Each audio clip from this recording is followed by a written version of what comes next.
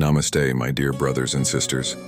Today we gather here to discuss a topic that governs every aspect of our existence, karma and its consequences, as explained by Lord Krishna in the Bhagavad Gita.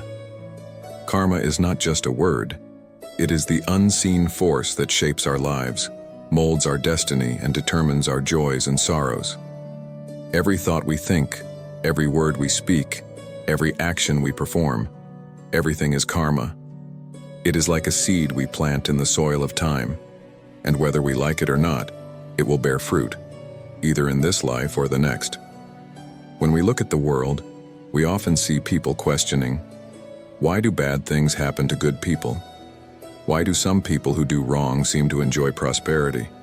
The answer lies in the law of karma, which is deeper than what our eyes can see.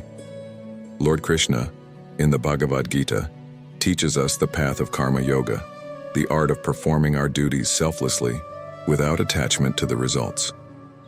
If we truly understand karma yoga, we can free ourselves from suffering, anxiety, and the endless cycle of birth and death. Today, let us take a journey into the depths of karma. Let us explore its meaning, its types, and most importantly, how we can apply its wisdom in our daily lives to achieve peace, contentment, and ultimately, liberation. Understanding karma. The unseen law of the universe. Imagine standing in front of a mirror. Whatever expression you make, the mirror reflects it back. If you smile, the reflection smiles. If you frown, the reflection frowns. This is the simplest way to understand karma. Life is a mirror. It reflects our actions back to us. If we send kindness into the world, kindness will come back to us. If we spread hatred, we will receive hatred in return. Krishna explains in the Bhagavad Gita that karma is an eternal law, much like the law of gravity. Whether we believe in it or not, it continues to function. Just as fire burns whether we acknowledge its heat or not, karma shapes our destiny, whether we are aware of it or not. Karma is often misunderstood. Many think that it is a punishment system, but that is not true. Karma is not about reward or punishment. It is about consequences. If you plant a mango seed, you will get mangoes, not apples. If you plant a thorn bush, you cannot expect roses. Similarly, our actions create corresponding results. There are moments in life when we feel helpless. We see innocent people suffer. We see evil people thrive. And we wonder if there is any justice in this world. But Krishna assures us that karma is just, precise, and unfailing. The results may not be immediate, just like a seed takes time to grow into a tree. But nothing in this universe goes unnoticed. The three types of karma, the threads of our destiny. To understand karma deeply, we must first recognize its three forms: Sanchita karma, Prarabdha karma, and Kriyamana karma. Sanchita karma is the accumulated karma of all our past lives. It is like a vast reservoir of energy that we have built over countless lifetimes. Some of these karmic impressions are dormant, waiting for the right moment to manifest. Imagine it as arrows stored in a quiver, waiting to be released. Prarabdha karma is the portion of Sanchita karma that is currently shaping our present life. It is like an arrow that has already been released from the bow. It cannot be stopped, and we must experience its consequences. The family we are born into, the struggles we face, the blessings we receive, these are all results of Prarabdha karma. Kriyamana karma is the karma we create in this present moment. This is the most important type of karma because it is the only one we have control over. Our present actions shape our future, just as a potter molds clay into a pot.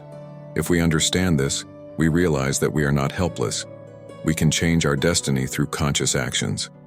Many people ask, if my present suffering is due to past karma, does that mean I am doomed? Can I not change my fate? Krishna answers this beautifully in the Bhagavad Gita. He tells us that while past karma influences our present actions have the power to transform our future. Just as a fire can burn away old wood, selfless action, devotion, and wisdom can dissolve negative karma and bring us closer to liberation.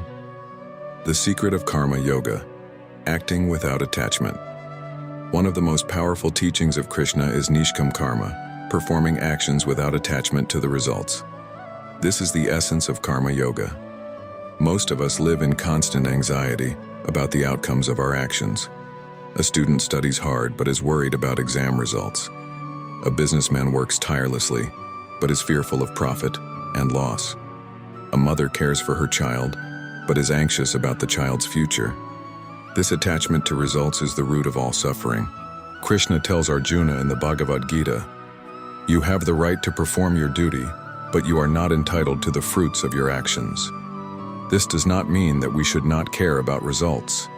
It means that we must do our best and then surrender the results to the divine. A farmer plants seeds, waters them, and protects them, but he cannot control the rain, the sun, or the wind. If he constantly worries about whether the crops will grow, he will be miserable.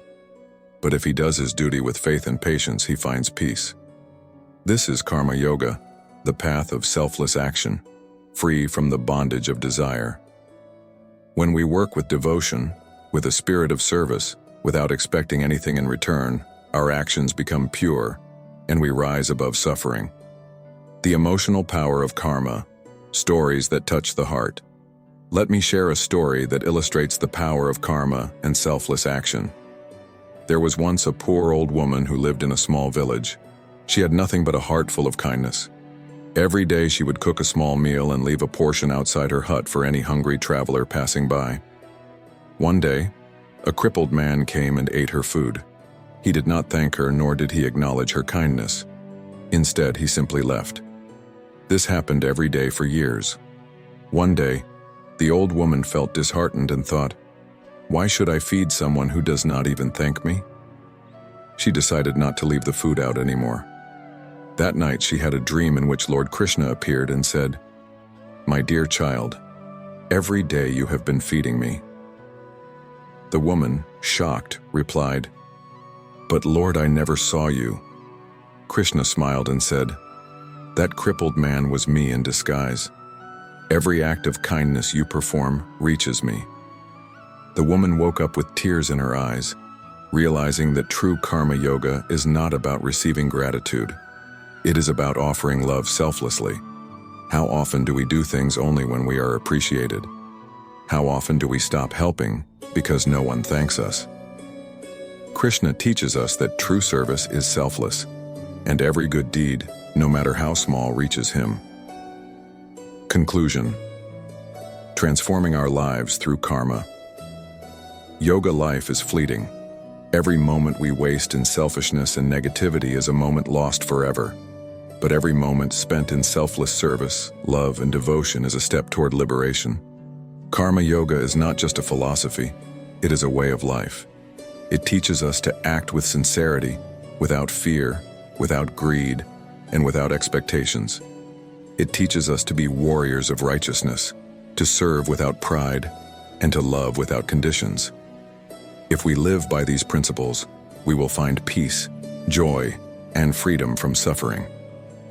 Our lives will become a divine offering, and one day, we will merge into the eternal love of Krishna.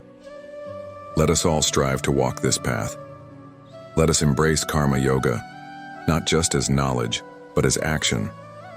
Let our every deed be filled with devotion, and let our hearts be filled with love. May Krishna guide us all on this sacred journey. Jai Shri Krishna.